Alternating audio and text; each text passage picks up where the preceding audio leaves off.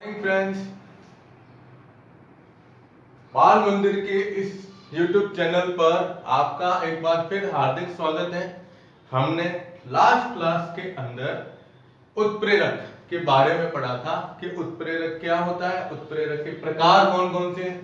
ठीक है, आज हम ले रहे हैं उत्प्रेरक की क्रियाविधि कि भाई एक उत्प्रेरक जो होता है वह किस प्रकार से क्रिया करके और उत्पाद का निर्माण करता है। ठीक है, तो इसमें हम विशेष रूप से दो प्रकार के जो उत्प्रेरक हैं, जिसमें पहला आता है समांगी और दूसरा आता है विसमांगी। तो पहला हम ले रहे हैं इसमें समांगी उत्प्रेरण जो होता है, समांगी उत्प्रेरण की क्रियाविधि लेते हैं।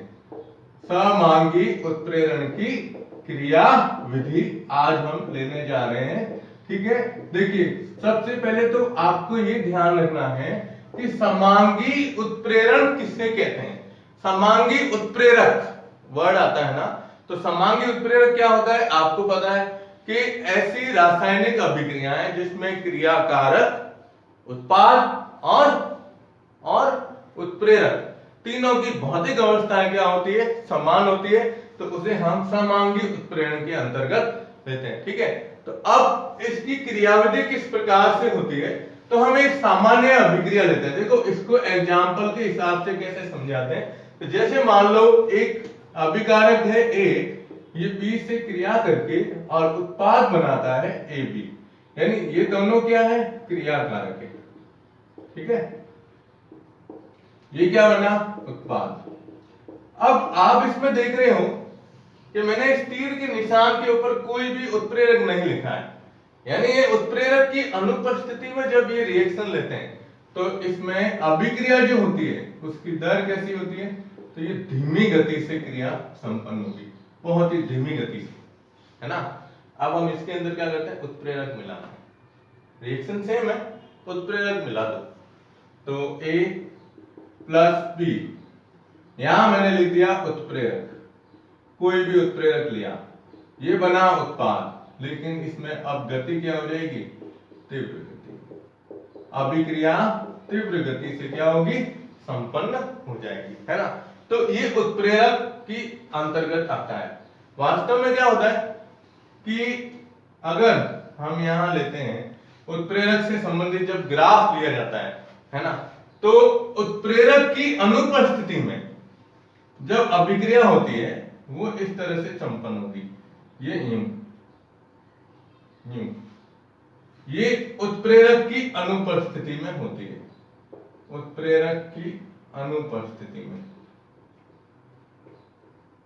क्या होता है इसमें कि अभिक्रिया है कि दर,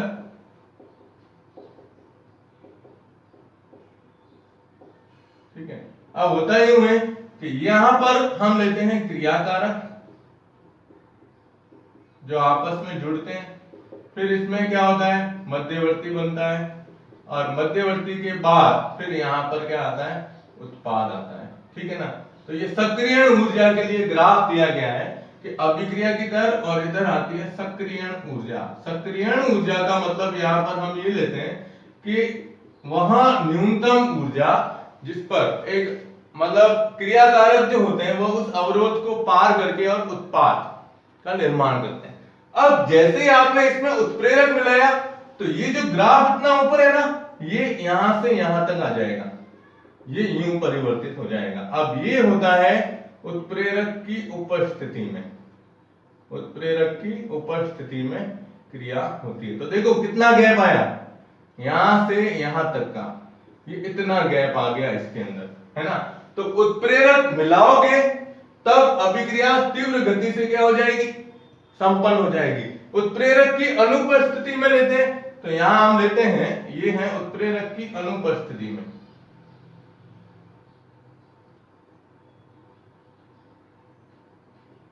ये उत्प्रेरक की अनुपस्थिति, ठीक है, और ये उत्प्रेरक की उपस्थिति में, यहां उत्पाद आ गया। ठीक है, अब आप देखो यहां पर इसकी क्रिया कैसे संपन्न होती है। तो क्रिया में सबसे पहले क्या होता है, ये मैं यहां पर अब क्रिया विधि ले रहा हूं, तो सबसे पहले अपना कोई भी एक एक क्रियाकारक, पहला स्टेप लेते हैं, एक क्रियाकारक किससे, उत्प्रेरक से क्रियाकर एक अस्थायी मध्यवर्ती बनाता है। क्या बनाता है, अस्थायी मध्यवर्ती बनाता है। अब कैसे बनाता है, तो जैसे हमने एक क्रियाकारक लिया ए, देखो ए, ये किसी उत्प्रेरक से, ये उत्प्रेरक लिया हमने, ठीक है। अब क्या होगा, ये है क्रियाकारक, ये उत्प्रेरक से क्रिया करके, और ए एक्स ये एक बनाता है मध्यवर्ती, और ये भी कौन सा होता है, अस्थायी होता है, मतलब इसमें ज्यादा स्थायी नहीं होता, अस्थायी मध्यवर्ती का निर्माण करता है। अब जो ये AX है, ये इस अन्य क्रियाकारक यानी दूसरे क्रियाकारक से क्रिया करके और उत्पाद का निर्माण करेगा, और उत्प्रेरक इसमें से क्या हो जाएगा, बाहर निकल जाता है। तो हम सेकेंड स्टेप में ये लेते हैं कि मध्यवर्ती अन्य क्रियाकारक से क्रिया कर, ठीक है, उत्पाद बनाता है, और उत्प्रेरक इसमें से पृथक हो जाता है, इसमें से क्या हो जाता है, पृथक हो जाता है ना। अब आपको उत्प्रेरक, अब देखो ये AX क्या है, मध्यवर्ती है, ये जो बना है ना। अब इसकी क्रिया अन्य क्रियाकारक से कराओ, ये भी क्या है, यहां से हमने क्रियाकारक लिया है, अब उत्पाद बनेगा तो AB प्लस X, ये अलग हो गया उत्प्रेरक, और यहां पर क्या आगे, ये उत्पाद है ना। तो ये इसमें ध्यान रखना है सक्रियण ऊर्जा के बारे में, ठीक है ना। तो क्या होता है वास्तव में, देखो कि क्रियाकारक जब होते हैं, क्रियाकारक जब उत्प्रेरक की उपस्थिति में क्रिया करते हैं, तो अभिक्रिया यूं देखो तेज गति से संपन्न होती है, बहुत तीव्र गति से, यानी सक्रियण ऊर्जा में इतना फर्क आ जाएगा, और ये आसानी से क्या हो जाती है, ये क्रिया इस तरह से संपन्न हो जाएगी, ठीक है। तो यहाँ आपको ध्यान रखना है, एक क्रियाकारक उत्प्रेरक से क्रिया कर एक अस्थायी मध्यवर्ती बनाता है, फिर ये क्रियाकारक देखो आप मध्यवर्ती, फिर ये मध्यवर्ती आगे किससे क्रिया करेगा, दूसरे क्रियाकारक से क्रिया करके, और उत्पाद का निर्माण करता है, और उत्प्रेरक इसमें से क्या हो जाएगा, अलग हो जाता है, ठीक है। तो ये ग्राफ को आपको जनरली थोड़ा सा ध्यान में रखना है कि भाई उत्प्रेरक की उपस्थिति में अभिक्रिया इतनी तीव्र गति से संपन्न होती है, और उत्प्रेरक की अनुपस्थिति में इतना ग्राफ ऊपर की तरफ उठता है, यानी कम सक्रियण ऊर्जा में उत्पाद का क्या हो जाएगा, निर्माण हो जाएगा। तो आप इसका स्क्रीनशॉट ले लो। ओके, अब हम लेते हैं सबसे महत्वपूर्ण सेकंड पॉइंट, वो है विसमांगी उत्प्रेरण की क्रियाविधि। देखिए आप, विसमांगी उत्प्रेरण की क्रियाविधि, ये आपको थोड़ा सा ध्यान में रखना है कि विसमांगी उत्प्रेरण जो होता है, विसमांगी उत्प्रेरण का मतलब क्या हुआ कि ऐसा उत्प्रेरण जिसमें हम क्या कहते हैं, क्रियाकारक, उत्पाद और उत्प्रेरक, इन तीनों में से किसी एक की भौतिक अवस्था चेंज हो जाए तो वो विसमांगी उत्प्रेरण कहलाता है, ठीक है ना। तो हम सेकंड पॉइंट लेते हैं, विसमांगी उत्प्रेरण की क्रियाविधि, उत्प्रेरण की क्रियाविधि। अब मैं ना पहले आपको क्या कहता हूं, इसके पॉइंट लिख देता हूं, ठीक है। इसको समझने के लिए हम एक एग्जाम्पल भी साथ में लेंगे, पहले मैं आपको इसकी क्रियाविधि बता देता हूं, फिर हम इसके एग्जाम्पल से इसको प्रदर्शित करेंगे। तो एग्जाम्पल से पहले आपको बता देता हूं, इसकी जो थ्योरी है इसको 5 पॉइंटों में ले लेते हैं, या 4 या 5 पॉइंटों में पहले केवल पॉइंट लिख देते हैं, फिर उसके अनुरूप आगे की तरफ इसमें बढ़ेंगे, ठीक है ना। तो 5 पॉइंटों के अंदर इसमें हम क्या करते हैं, देखो सबसे पहला पॉइंट ध्यान से सुनिएगा, पहला पॉइंट ये है कि उत्प्रेरक की पृष्ठ सतह पर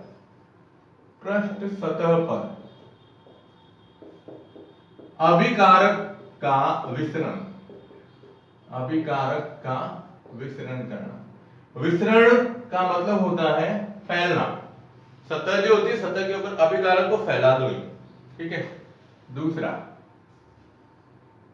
उत्प्रेरक पर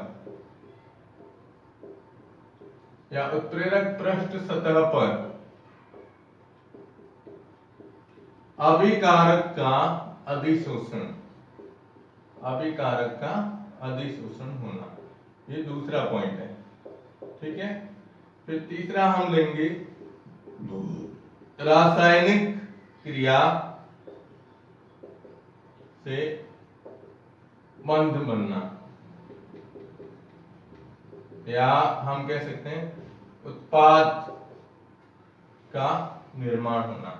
और जब अधिशोषण होगा, अधिशोषण के ये रासायनिक बंध बनने का मतलब होता है मध्यवर्ती, ठीक है। कितने हुए? 3। और चौथा होता है उत्पाद का विशोषण होना, उत्पाद का विशोषण होना। और पांचवा हम ये कह सकते हैं, लेकिन आप 4 ही पॉइंट ध्यान रखो। अब ये क्या होता है, ठीक है। तो हम इसको है ना, इन पॉइंटों को क्या करते हैं, एक रेखा चित्र के द्वारा समझते हैं। हम पहले कह रहे हैं कि उत्प्रेरक की पृष्ठ सतह पर अभिकारक का विसरण। उत्प्रेरक जो होते हैं, उत्प्रेरक की सतह पर कई छोटे छोटे सक्रिय केंद्र बने होते हैं, यानी मुक्त संयोजकताएं पाई जाती है ना। अब देखो आप क्या करते हैं, हम सबसे पहले ये लेते हैं, जैसे मान लो कोई एक अपन लें, ये उत्प्रेरक मान लेते हैं कि ये उत्प्रेरक है कि पृष्ठ सतह की, क्या ले ली, पृष्ठ सतह, ठीक है। अब इस पृष्ठ सतह पर ये जो अपन देख रहे हैं ना लाइनिंग, इसका मतलब ये हुआ कि इसके ऊपर की तरफ यहां पर साइड में और यूं, जैसे ये सतह है ना, तो ये भाग और ये नीचे वाला भाग, यहां पर क्या होता है कि मुक्त संयोजकताएं पाई जाती है। अब जब इसमें मुक्त संयोजकताएं पाई जाएगी, तब हमने इसके ऊपर क्या किया है, अभिकारक का विसरण किया है। विसरण का मतलब होता है इसके अंदर अभिकारक को या क्रियाकारक को फैलाएंगे, ठीक है। अब फैलाएंगे कैसे, तो हम इसमें लेते हैं, जैसे मान लो क्रियाकारक ले लेते हैं A + B, ये क्या लिए, क्रियाकारक। तो पहले ये पूरी प्रक्रिया जो होगी ना, इसमें क्या कहते हैं हम, विसरण। कौन सा पॉइंट, ये वाला, अभिकारक का विसरण, यानी अभिकारक को इसके ऊपर लेके आए, ठीक है। मैं उदाहरण बताऊंगा तब आपको और भी अच्छी तरीके से समझ में आएगा। फिर कह रहे हैं उत्प्रेरक पृष्ठ सतह पर अभिकारक का अधिशोषण। अब ये आगे से यूं बढ़ेगी, ये जो क्रियाकारक है ना, ये क्रियाकारक इसके ऊपर जो मुक्त संयोजकताएं होती है उसके साथ में रासायनिक बंध बनाते हैं। रासायनिक बंध उस समय बनता है कि भाई उत्प्रेरक पृष्ठ सतह पर क्या हो रहा है, अधिशोषण होता है। कि आपको पता है कि जब कोई इसके ऊपर सतह के ऊपर जुड़ता है, तो सतह पर जुड़ने पर अधिशोषण की क्रिया से क्या होगा, इसमें से ऊष्मा निकलती है। क्योंकि अधिशोषण जो होता है, अधिशोषण क्या है, एक ऊष्माक्षेपी प्रक्रम है ना, ऊष्माक्षेपी प्रक्रम है। तो आप पहले इसमें अधिशोषण बताओ। अब अधिशोषण बताने का तरीका यूं है, ध्यान से देखिएगा कि ये जैसे है ना, ये उत्प्रेरक हमने लिया है यहां पर, तो इसके साथ में यहां से ये जो है ना, यहां पर हम इसको अधिशोषण के रूप में बता देते हैं। तो ये A और B है ना, तो ये यूं जुड़ गए, देखो ये A और ये B। अब यहां पर हो गया अधिशोषण, ठीक है। अब जैसे ही अधिशोषण हुआ, मतलब इसकी सतह पर ये जुड़ गए, अधिशोषित हो गए। जब अधिशोषण की क्रिया होती है तो इसमें जो ऊष्मा निकलती है, जिसे हम मोलर अधिशोषण ऊष्मा के नाम से जानते हैं, वह ऊष्मा इसके अंदर सक्रियण ऊर्जा के रूप में बदल जाती है। यानी ये जो क्रियाकारक इसके साथ में जुड़े हैं, ये क्रियाकारक इसमें सक्रियण ऊर्जा का उपयोग करके और आपस में रासायनिक बंध बनाते हैं। क्या बनाते हैं, रासायनिक बंध बनाते हैं। कैसे बनाते हैं? तो आगे हम इसको थर्ड पॉइंट में यूं लेंगे। देखो क्या करते हैं, ये 1 2 3, ध्यान दीजिएगा कि हमने इसको जोड़ा। अब जोड़ते हैं ना, तो पहले तो ये ए और बी लिख दो, ये ए और ये बी। अब क्या कह रहे हैं हम, देखो कि अधिशोषण हुआ, अधिशोषण में क्या मुक्त हुई, ऊर्जा। ठीक है, तो उस ऊर्जा का उपयोग ये किसके रूप में करते हैं, सक्रियण ऊर्जा के रूप में करते हैं। किसके रूप में, सक्रियण ऊर्जा। कौन सी थी, ऊष्मा। जो ऊष्मा कौन सी निकली है, अधिशोषण ऊष्मा, अधिशोषण मोलर ऊष्मा जो इसमें मुक्त हुई है, उस ऊष्मा को ये किसके रूप में बदलते हैं, सक्रियण ऊर्जा में। और सक्रियण ऊर्जा में बदलते ही ए और बी जो होते हैं, इनके बीच में एक रासायनिक बंध बनता है। क्या बनता है, रासायनिक बंध। यानी ये बना एक मध्यवर्ती। क्या बना, इसको अपन क्या कहते हैं, रासायनिक बंध युक्त, क्या बना है, मध्यवर्ती बना है। ठीक है, अब ये मध्यवर्ती बन गया और लास्ट में क्या होता है, उत्पाद का विशोषण। अब विशोषण कैसे होता है, देखो यूं यहां लिखते हैं, उत्पाद का विशोषण। विशोषण का मतलब क्या होता है, किसी अधिशोषित पदार्थ को अधिशोषक की सतह से बाहर निकालना, है ना। तो अब इसमें से क्या हो जाएगा, ए और बी, ये जो है ना, ये तो क्या बन गए इसमें, उत्पाद, प्लस ये उत्पाद बन गए, इनके बीच में ये बंध बना हुआ है। ठीक है, और वापस उत्प्रेरक इसमें से क्या हो जाएगा, अलग हो जाएगा। तो ये उत्प्रेरक को वापस यहां पर हम इस तरह से प्रदर्शित करेंगे।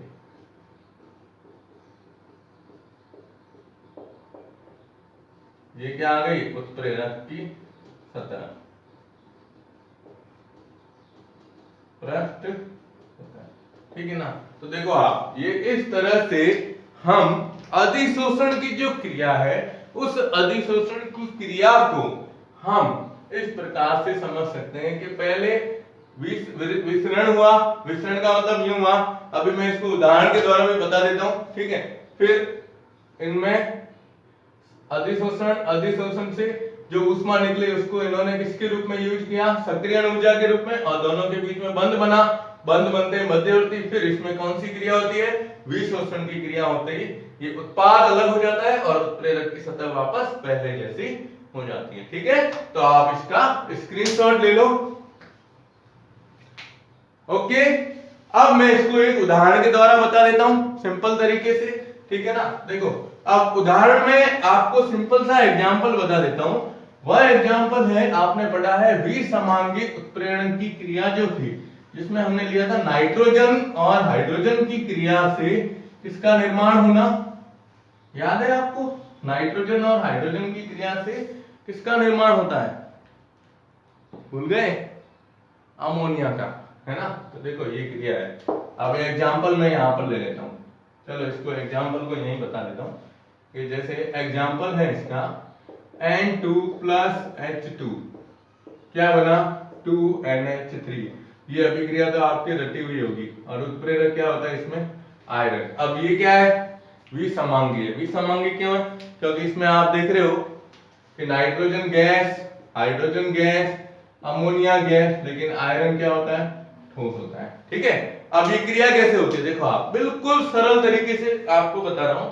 सबसे पहले हम क्या करते हैं, आयरन लेते हैं। तो आयरन जो होता है, आयरन ये लिया हमने, देखो आयरन की पृष्ठ सतह बतानी है आपको। तो ये आयरन, ये जैसे अपन ने ले लिया, ठीक है, आयरन जो इसमें किसका काम करता है, उत्प्रेरक का। ठीक है, अब इसकी पृष्ठ सतह ये, तो इसके ऊपर कई सारी ये मुक्त संयोजकता है। देखो जितना ज्यादा खुरदरा होगा उसके ऊपर, है ना, मुक्त अधिशोषण उतना ही क्या होगा, सरलता से होगा। अब होता क्या है कि पहले हम इसके ऊपर यहां से कौन सी गैस प्रवाहित करते हैं, नाइट्रोजन। ठीक है, तो नाइट्रोजन के कण जो है वो इसके सतह के ऊपर धीरे धीरे क्या होते जाएंगे, अधिशोषित होते जाएंगे। तो जैसे ये लिया N2, ये N2, ये N2 ले लिया, ये जैसे ये नाइट्रोजन के कण इसके अंदर जुड़ गए। तो ये जो गोला बताया है इसको किसके द्वारा बताया, नाइट्रोजन के द्वारा।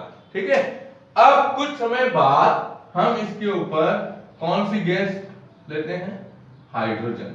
ये हाइड्रोजन को इसके द्वारा, ये नाइट्रोजन और हाइड्रोजन, हाइड्रोजन के कण जहां जहां रिक्त स्थान होंगे उसके बीच में यूं अधिशोषित होते जाएंगे।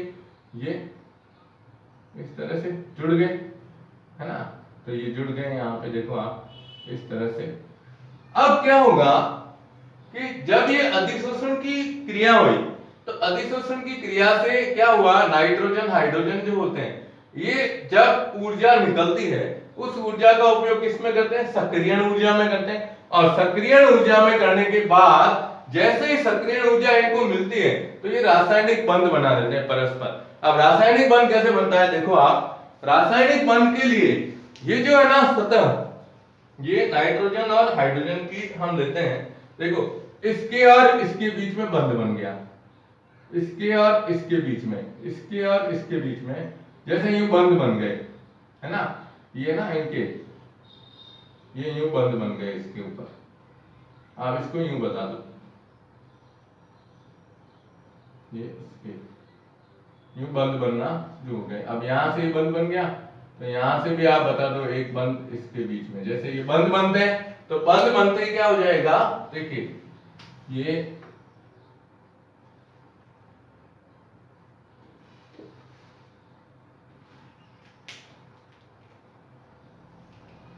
अब ये बंध बन गए, है ना। अब बंध बनते ही आगे ये N2 है, ये H2 है, ये N2 है, ये H2 है, तो ये पूरा क्या हो गया, ये परस्पर आपस में जुड़े और जुड़ते ही किसका निर्माण करते हैं, अमोनिया गैस का निर्माण करते हैं। और अमोनिया गैस जैसी बनी तो इसमें ये विशोषण हो जाएगा, यूं आप इसको बता दो, ये NH3, ये NH3, ये NH3, ये NH3 और ये NH3।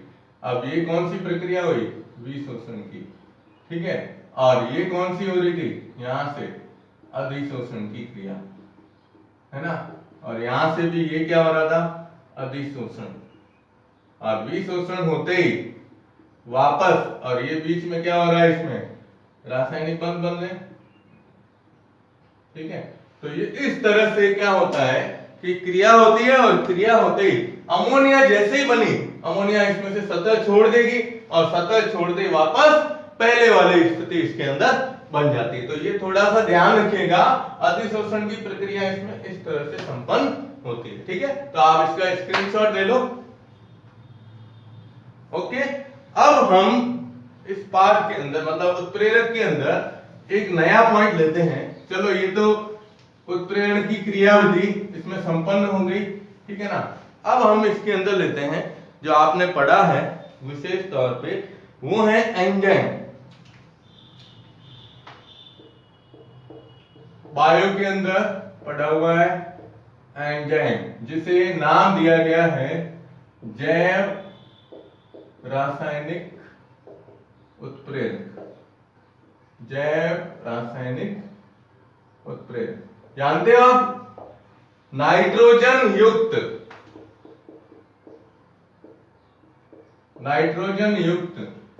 प्रोटीन, नाइट्रोजन युक्त प्रोटीन पदार्थ जो होते हैं, जो कि पेड़ पौधों में या हमारे शरीर के अंदर, जीव जंतुओं के अंदर विभिन्न जैव रासायनिक क्रियाओं के लिए उत्प्रेरक का कार्य करते हैं, उन्हें हम एंजाइम के नाम से जानते हैं। यानी इसे नाम क्या दिया गया है, जैव रासायनिक उत्प्रेरक, नाइट्रोजन युक्त प्रोटीन होते हैं, ठीक है ना।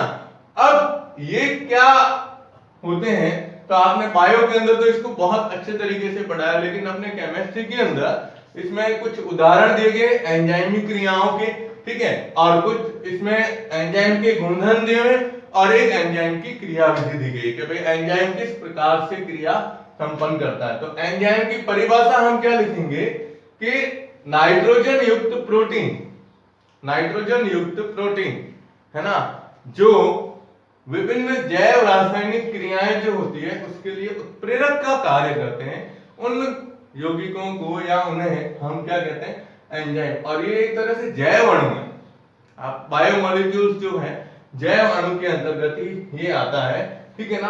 अब इसके हम कुछ उदाहरण लेते हैं, तो आपको उदाहरण याद रखते हैं। और एक चीज और, अभी मैं इसमें कुछ ज्यादा तो नहीं बता सकता, लेकिन है 3 4 5 उदाहरण बता देता हूं। बाकी जो एग्जाम्पल है इसके अंदर अलग से दिए गए हैं, उनका मैं इमेज है ना इस वीडियो के साथ में लास्ट में अटैच कर दूंगा, ठीक है ना। तो अब देखो, आप पहले तो इसकी परिभाषा हमने ली कि भाई जैव रासायनिक उत्प्रेरक के नाम से ये जाना जाता है, ठीक है। अब इसके उदाहरण आपको याद रखने हैं। तो उदाहरण में सबसे पहला एग्जाम्पल आता है इच्छु शर्करा का जल अपघटन, जल अपघटन करना, ठीक है। इच्छु शर्करा आप जानते हो किसे कहते हैं? इच्छु शर्करा जो होती है, गन्ना जो होता है, गन्ने के द्वारा जो शर्करा प्राप्त होती है उसे हम इच्छु शर्करा के नाम से जानते हैं। और इच्छु शर्करा का जो जल अपघटन है वो इन्वर्टेज एंजाइम की उपस्थिति में किया जाता है। ध्यान रखिएगा, इन्वर्टेज एंजाइम की उपस्थिति में जब हम करते हैं, या नॉर्मली कहो कि शर्करा का जल अपघटन इन्वर्टेज एंजाइम की उपस्थिति में करने पर इसके अंदर क्या प्राप्त होता है? ग्लूकोज और फ्रक्टोज। तो हम इसका सूत्र लिख सकते हैं C12H22O11 प्लस H2O, ठीक है। अब इसमें एंजाइम का नाम ध्यान रखिएगा, इन्वर्टेज एंजाइम, ठीक है। अब देखो, ग्लूकोज और फ्रक्टोज, तो ग्लूकोज का सूत्र होता है C6H12O6 प्लस फ्रक्टोज का सूत्र भी क्या होता है? C6H12O6। ये ग्लूकोज है और ये क्या है? फ्रक्टोज। दोनों में अंतर ये है कि ग्लूकोज के अंदर होता है एल्डिहाइड समूह, कौन सा? एल्डिहाइड। और फ्रक्टोज के अंदर होता है कीटोन समूह। ये है इसके अंदर अंतर, दोनों की संरचना है। जब आप पढ़ोगे तो इसमें एल्डिहाइड होता है और इसमें कीटोन। अब देखो, C12 6 और 6 12, ठीक है। फिर H22 और 2 कितने हुए? 24, 12 12 24। ऑक्सीजन 11 और 1 12, तो 6 और 6 कितने हो गए? 12। तो ये पहला आपको ध्यान रखना है, शर्करा या इच्छु शर्करा जो होती है, इसका जब जल अपघटन करते हैं तो जल अपघटन करने पर क्या प्राप्त होता है? हमें ग्लूकोज और फ्रक्टोज प्राप्त होता है, ठीक है। दूसरा हम लेते हैं, एक सिंपल सा उदाहरण है कि सोयाबीन के अंदर, सोयाबीन में उपस्थित यूरिएज एंजाइम, कौन सा? यूरिएज एंजाइम यूरिया का अपघटन कर, किसका? यूरिया का अपघटन या जल अपघटन कह सकते हो, जल अपघटन कर, ठीक है ना। क्या बनाता है? तो हम इसके अंदर लेंगे अमोनिया प्लस CO2 गैस बनती है, अमोनिया और CO2 बनती है।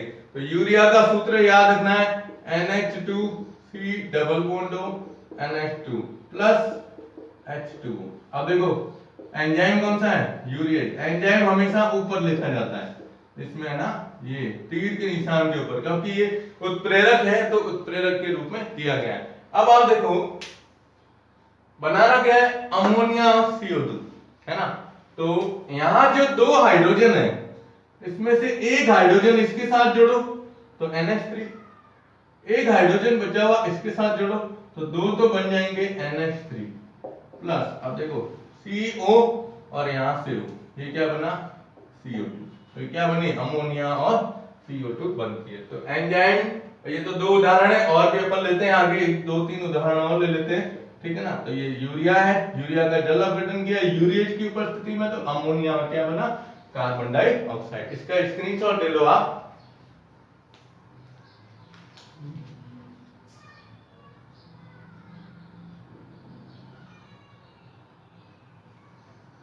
ठीक है। अब हम तीसरा उदाहरण लेते हैं इसमें कि स्टार्च का जब जल अपघटन किया जाता है तो शक्कर बनती है, किसका? स्टार्च का। स्टार्च C6H10, C6H10 और साथ में हम इसके अंदर लेंगे, देखो O5, C6 H10O5। तो तीसरा अपन लेते हैं स्टार्च का अपघटन, स्टार्च का जल अपघटन भी बोल सकते हो, ठीक है ना। अब इसका अपघटन किसकी उपस्थिति में होता है? तो डायस्टेज एंजाइम की उपस्थिति में। किसकी उपस्थिति में? डायस्टेज एंजाइम की उपस्थिति में ये अपघटन होता है ना। तो स्टार्च किसमें परिवर्तित होती है? शर्करा के अंदर परिवर्तित होती है। अब शर्करा का सूत्र तो आपको पता है, C6H12 ये C12H22O11 के रूप में इसे प्रदर्शित करते हैं, है ना। तो अब इसको कैसे प्रदर्शित करेंगे? तो सबसे पहले देखो, स्टार्च आप लिखोगे सबसे पहले। अगर आपको इसका सूत्र याद नहीं रहता है तो स्टार्च लिख दो, स्टार्च के ऊपर क्या लिख दो? Diastase enzyme. कौन सा? डायस्टेज एंजाइम, ठीक है। और यहां पर हम आगे लिख देते हैं ये किस में परिवर्तित हो रहा है? शर्करा या किसके अंदर? शक्कर के अंदर परिवर्तित होता है, ठीक है। तो ये एंजाइम जो होते हैं, जितने भी एंजाइम हैं, जिसमें हम मुख्य रूप से कहते हैं जैसे invertase enzyme, invertase, diastase, diastase. अभी अपन एक जाइमेज का उदाहरण लेंगे, जाइमेज, है ना। ये एंजाइम जो होते हैं ये मुख्य रूप से किसमें पाए जाते हैं? यीस्ट के अंदर पाए जाते हैं। किसमें? यीस्ट जो होती है, यीस्ट के अंदर ये एंजाइम सबसे ज्यादा पाए जाते हैं, ठीक है। तो स्टार्च का हम सूत्र लेते हैं जैसे C6H10O5। अब ये क्या होता है? बहुलक के रूप में रहता है स्टार्च जो होती है, ठीक है। अब इसका H2O, अब ये जैसे N है तो इसमें भी कितने लेंगे? N। अब देखो आप, ये किसकी उपस्थिति में? डायस्टेज एंजाइम की उपस्थिति में, है ना। अब होगा क्या? देखो सूत्र क्या होता है? C6H12O6 के रूप में लिखते हैं। तो इसको यूं लिखेंगे, आगे अपन अब इसको प्रदर्शित करें, ठीक है। अब यूं तो जुड़ेगा C6H10O6 के रूप में, लेकिन शर्करा क्या होती है? शर्करा का सूत्र क्या लिखते हैं? C12H22O11 के रूप में इसे लिखा जाता है, ठीक है ना। तो आप जब इसका अपघटन करेंगे तो इसको इस प्रकार से, या फिर ये अभिक्रिया छोड़ दो आप, क्योंकि इसमें कंफ्यूजन हो सकता है, ठीक है ना। तो ये अभिक्रिया आपको केवल इस रूप में ही याद रखिए तो सही रहेगा। नहीं तो क्या है, हम देखो जनरली पढ़ते हैं तो इसमें फिर क्या आएगा कि आप शर्करा को किस प्रकार से प्रदर्शित करेंगे? ऑक्सीजन की मात्रा में इधर उधर गड़बड़ी हो जाती है, तो इसलिए आप इसको स्टार्च, डायस्टेज एंजाइम और किसके रूप में? शर्करा के रूप में प्रदर्शित किया जाता है, ठीक है। और एक अभिक्रिया अपन जाइमेज एंजाइम के लिए लेते हैं। तो जाइमेज एंजाइम जो होता है, इसके बारे में भी आपको ध्यान रखना है कि जो ये अपन खमीर लेते हैं, ठीक है ना। तो खमीर में उपस्थित जाइमेज एंजाइम, कौन सा? जाइमेज एंजाइम जो होता है, ठीक है ना। ये आपने अभिक्रिया पढ़ी थी अल्कोहल वाले पार्ट में, आपको याद हो तो जो खमीर वगैरह जो हमने लिए थे, तो अल्कोहल के अंदर भी हमने पढ़ा है कि जो ये ग्लूकोज होता है ना, इस ग्लूकोज को एथेनॉल में परिवर्तित कर देता है। तो एंजाइम ग्लूकोज को एथेनॉल में बदलता है, एथेनॉल में बदलता है। अब कैसे बदलता है? तो देखो आप, तो इसमें हम ले सकते हैं कि C6H12O6, ठीक है। अब ये ग्लूकोज है, अब किससे ले रहे हैं हम? एथेनॉल में परिवर्तित करना है, तो एथेनॉल का सूत्र होता है C2H5OH के रूप में, और साथ में इसके अंदर एथेनॉल के साथ में CO2 गैस भी बनती है। ये आपको इसके अंदर विशेष तौर पे ध्यान में रखना है। तो हम इसको किसके रूप में ले रहे हैं? एंजाइम कौन सा ले रहे हैं? जाइमेज। अब जाइमेज के रूप में लिया तो ये इसको बदलो आप, तो किस में बदलेगा? C2H5OH प्लस CO2, ये एथेनॉल है और ये CO2। अब इसको संतुलित करेंगे तो देखो आप, ये हाइड्रोजन कितने हैं? 12। यहां पर देखो 5 और 1 6, तो इसके आगे 2 लगा दो, तो 6 2 12 हो गए। कार्बन 4 हो गए, इधर 1 है तो ये 2, 4 और 2 6, C6H12। ये समीकरण अपना संतुलित हो जाता है, ठीक है। तो ये आप इसका स्क्रीनशॉट ले लो, ओके। अब एक चीज ध्यान रखिएगा कि आगे इसमें कुछ और उदाहरण है जो मैंने आपको कहा किताब से या नोट्स का, मैं आपको इसके अंदर फोटो साथ में अटैच कर दूंगा, ठीक है। और अब हम आगे नेक्स्ट क्लास के अंदर क्या लेते हैं, तो एंजाइम के गुणधर्म और उसकी क्रियाविधि इसके नेक्स्ट टॉपिक में लेंगे, ठीक है। धन्यवाद।